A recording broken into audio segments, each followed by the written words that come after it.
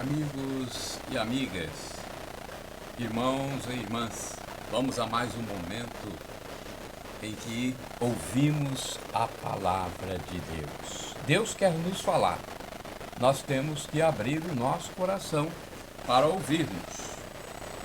Senão, poderemos perder a salvação. Então vamos ouvir Deus, a sua palavra. Liturgia de 24 de setembro de 2020, quinta-feira.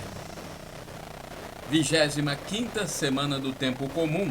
A cor dos paramentos litúrgicos é verde e no rito da celebração cumpre-se o ofício do dia. Antífona da entrada. Eu sou a salvação do povo, diz o Senhor. Se chamar por mim em qualquer provação, eu o ouvirei e serei o seu Deus para sempre. Oração do dia, rezemos. Ó Pai, que resumistes toda a lei no amor a Deus e ao próximo, fazei que, observando o vosso mandamento, consigamos chegar um dia à vida eterna. Por nosso Senhor Jesus Cristo, vosso Filho, na unidade do Espírito Santo, assim seja. Primeira leitura. Leitura do livro do Eclesiastes, capítulo 1, versículos do 2 ao 11. Vaidade das vaidades, diz Eclesiástico, diz Eclesiastes, vaidade das vaidades, tudo é vaidade. Que proveito tira o homem de todo o trabalho com o qual se afadiga debaixo do sol? Uma geração passa, outra lhe sucede, enquanto a terra permanece sempre a mesma. O sol se levanta, o sol se deita, apressando-se para voltar a seu lugar, donde novamente torna a levantar-se. Dirigindo-se para o sul e voltando para o norte, ora para cá, ora para lá, vai soprando o vento para retomar novamente o seu curso. Todos os rios correm para o mar, e contudo o mar não transborda. Voltam ao lugar de onde saíram para tornarem a correr. Tudo é penoso, difícil para o homem explicar. A vista não se cansa de ver, nem o ouvido se farta de ouvir. O que foi, será. O que aconteceu, acontecerá. Não há nada de novo debaixo do sol. Uma coisa da qual se diz, eis aqui algo novo. Também esta já existiu nos séculos que nos precederam. Não há memória do que aconteceu no passado, nem também haverá lembrança do que acontecer entre aqueles que viverão depois. Palavra do Senhor, graças a Deus. Então foi a leitura do livro do Eclesiastes. Vamos agora ao Salmo responsorial, é o Salmo 90, versículos do 3º ao 6º, do 12 ao 14 e o 17. O refrão é o versículo 1. Ó Senhor, vós fostes sempre um refúgio para nós.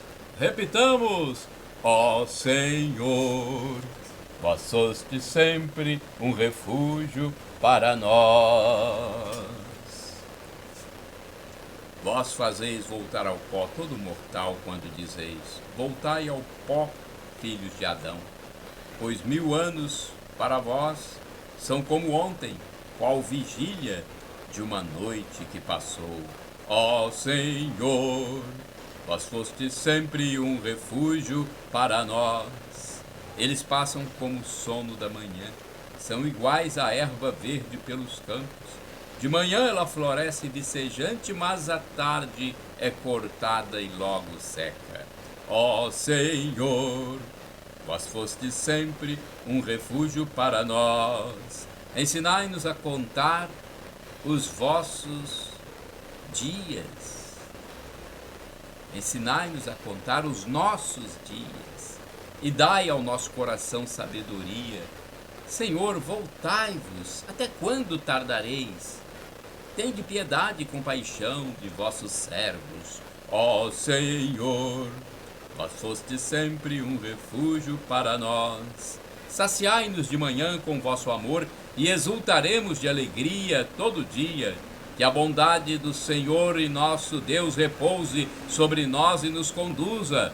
Tornai fecundo, ó Senhor, nosso trabalho. Ó Senhor, vós fostes sempre um refúgio para nós. Repitamos: ó Senhor, vós fostes sempre um refúgio para nós.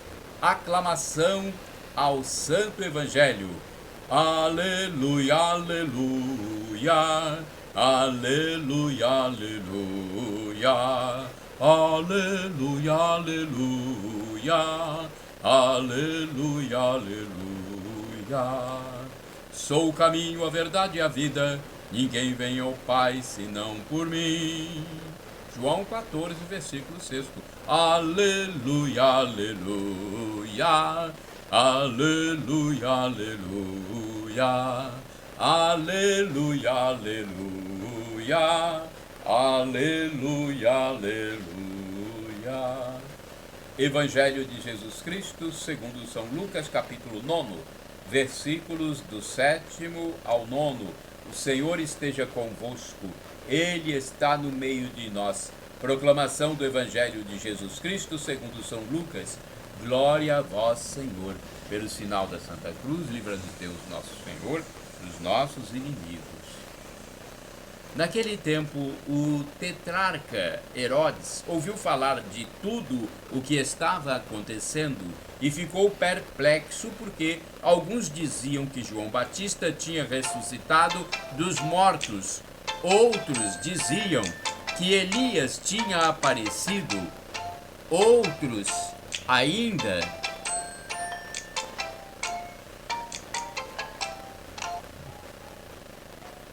Perdão que o telefone tocou. Vamos voltar aqui.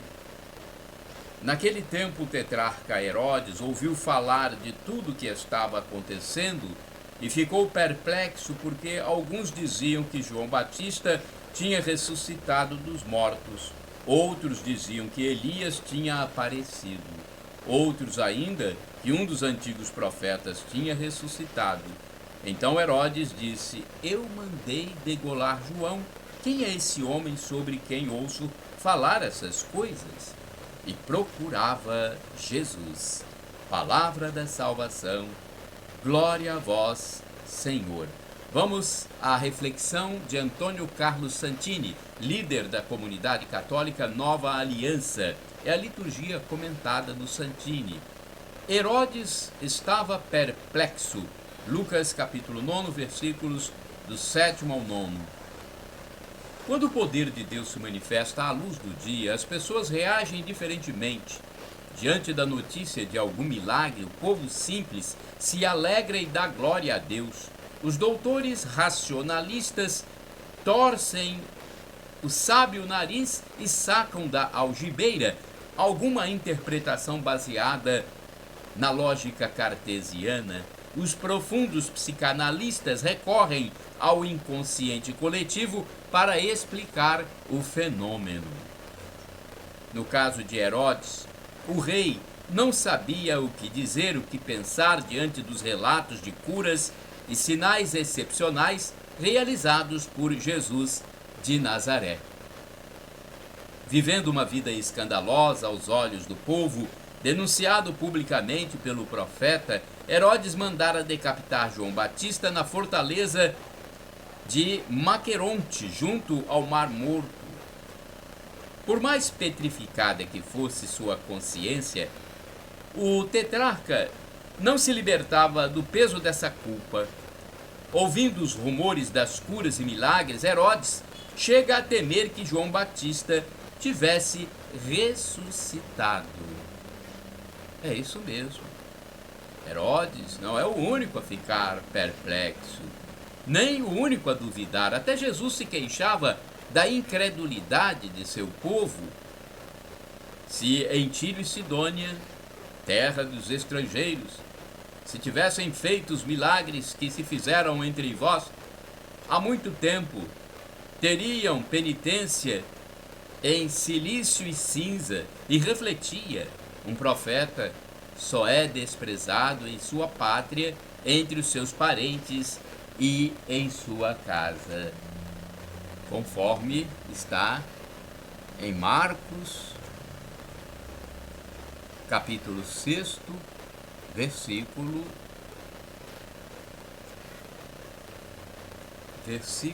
4. Também entre os discípulos houve dúvidas, não apenas Tomé, que só cria no que via. Na manhã da ressurreição, quando Madalena levou a boa nova do túmulo para os discípulos, eles depreciaram o testemunho da mulher. E na ascensão de Jesus Cristo, já ressuscitado, alguns discípulos ainda hesitavam. Hoje, Deus traz sinais diante de nossos olhos, deixando de lado as coisas extraordinárias, como imagens que choram, o sol que gira, padres com dons de cura ou locuções interiores. O grande sinal de nossos tempos são os santos e os mártires.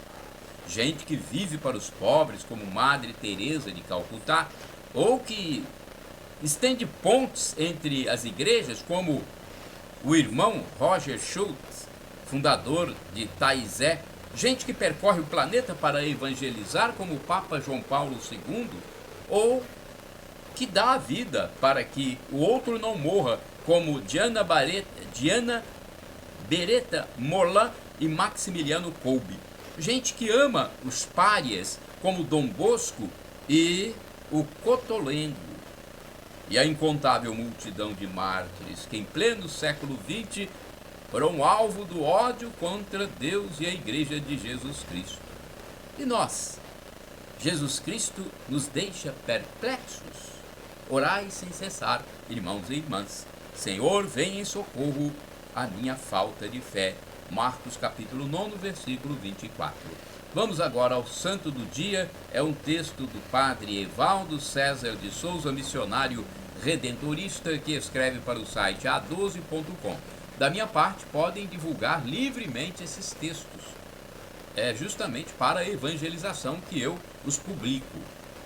No meu blog, repórterpaulomaciel.blogspot.com, facebook.com/Paulo Maciel da Rádio e canal no YouTube Paulo Roberto Maciel.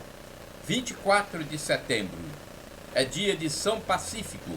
Pacífico nasceu no ano de 1424 em Serrano, na Itália. Muito cedo ficou órfão dos pais, sendo educado e formado pelo superior dos beneditinos do mosteiro de São Lourenço de Novara. Após a morte de seu benfeitor beneditino, ele decidiu seguir a vida religiosa, mas preferiu ingressar na Ordem dos Irmãos Menores Franciscanos. Em 1444, com 21 anos de idade, tomou o hábito franciscano. Em seguida foi enviado para completar os estudos na Universidade de Sorbonne, em Paris, regressando para a Itália com o título de doutor. Desde então se dedicou à pregação e percorreu inúmeras regiões da Itália. O seu apostolado era combater a ignorância religiosa, tanto entre os leigos como no meio do clero, especialmente em relação ao sacramento da penitência. Na sua cidade natal, mandou construir uma igreja em homenagem a Nossa Senhora. Pacífico destacou-se na sua ordem religiosa e tornou-se comissário-geral e visitador. Neste cargo, Pacífico percorreu a Itália e as ilhas da Sardenha e Sicília. Em 1471, o Papa Xisto IV enviou em missão a Sardenha para controlar a invasão muçulmana. No dia 4 de junho de 1482, Pacífico morreu em Sardenha, longe de sua terra natal que tanto amava. Reflexão. Pacífico é considerado pelos teólogos insigne por sua doutrina e santidade, consolo e protetor de sua pátria. Sua força era a pregação da palavra de Deus. Também nós somos chamados constantemente para espalhar o evangelho a todos os povos, exercendo assim nossa vocação cristã. A palavra de Deus transforma e vivifica a realidade. Oração.